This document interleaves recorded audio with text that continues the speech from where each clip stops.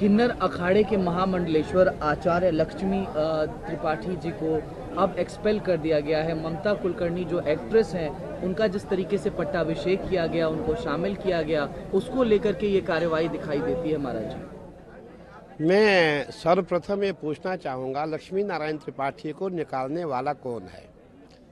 देखिए, हमें यही जानकारी है और आज नहीं, जो लक्ष्मी नारायण त्रिपाठी है उसके साथ हमारा 13 अखाड़ों ने उनको समर्थन दिया था और जूना अखाड़े ने अपने साथ उनको स्नान करने का आश्वासन दिया था और जूना अखाड़ा उनको अपने साथ स्नान कराता है। मैं ये कहना चाहूँगा, वो जूना अखाड़े के एक पार्ट है और जिन्होंने ये कहा है कि हम इनको हटा रहे हैं, ये मैं पहले पूछना चाहूँगा, आप कौन है? और हमने भी आज पहली बार इनका नाम सुना है जो अपने किन्नर अखाड़े के संस्थापक बनना चाहते हैं।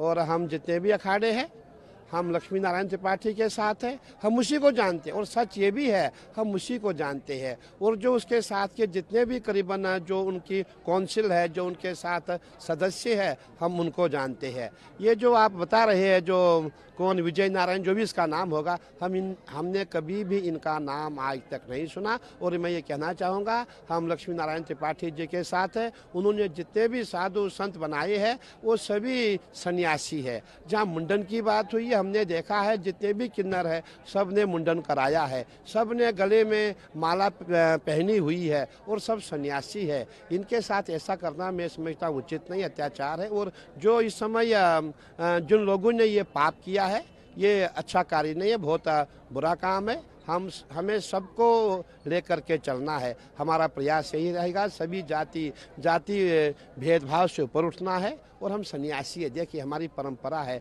हम सबको लेकर के चलते हैं। किन्नर समाज कहाँ जाएगा? ये तो हमारे है, हमारे अंग है। इसीलिए हम सब लक्ष्मी नारायण त्रिपाठी के साथ हैं और उनके जितने भी सदस्य हैं, उनके जितने भी संत महात्मा हैं, सब उनके साथ हैं। लेकिन महाराज जी, ये कयास लगाया जा रहा है कि जिस तरीके से ममता कुलकर्णी जो कि बॉलीवुड की एक्ट्रेस रही हैं, उनका पट्टाभिषेक किया जाता है, उनको महामंडलेश्वर बनाया जाता है, उसको लेकर के ये कार्यवाही की गई है और कहीं ना कहीं एक धड़े में जो है नाखुशी थी।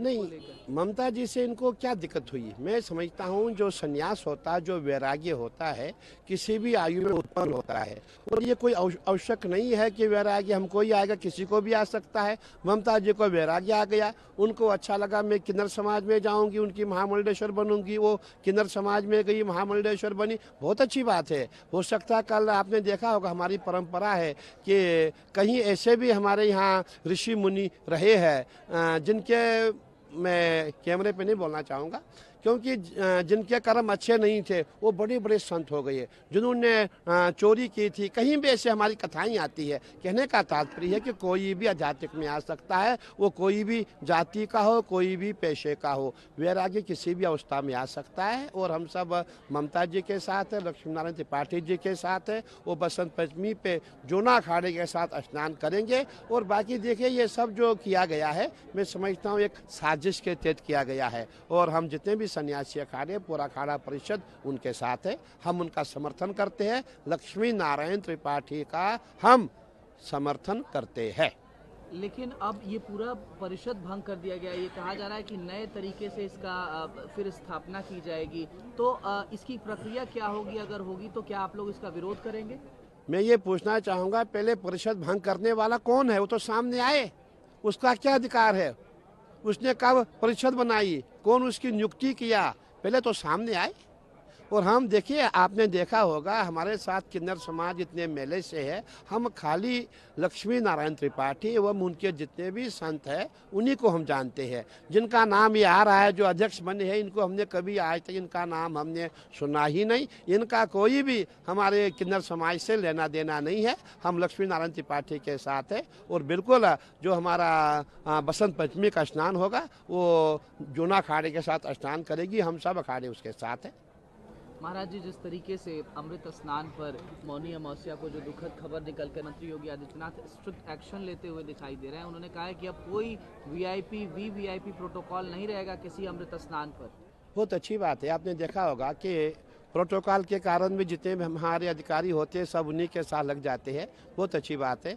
और मैं ये भी कहना चाहूँगा, देखिए ये इतना बड़ा दिव्य भव्य कुंभ मेला जो हम मनाने जा रहे थे, हमने देश विदेश में अपील की थी, आओ महाकुंभ मनाएं, आओ 2025 के साक्षी बने। और हमारा प्रयास था हम ऐसा मैसेज देंगे, पूरे विश्व में मैसेज देंगे, ना भूतो ना भविष्यति। परंतु मैं समझूंगा हमारा दुर्भाग्य नहीं था, ये जो हमारे विरोधी थे, सनातन विरोधी थे, इनकी नज़र हमारे मेले को लग गई है। इन्हीं के कारण जो भी ये दुष्प्रचार किया गया, आपने देखा होगा जब इन्होंने देखा हमारे प्रयागराज में बहुत सुंदर मेला संपन्न हो रहा है, कुछ वामपंथी यूट्यूबर आ गए, उन्होंने हमारे जो मेला था, हमारे संतों को बदनाम करने का प्रयास किया। कई नेताओं ने हमारे मेले को बदनाम करने का प्रयास किया। मैं समझता हूँ कि उनकी भी साजिश हो सकती है, उन पर भी जाँच होनी चाहिए। जिन्होंने सनातन का विरोध किया है उनको भी एक बार चिन्हित करना चाहिए।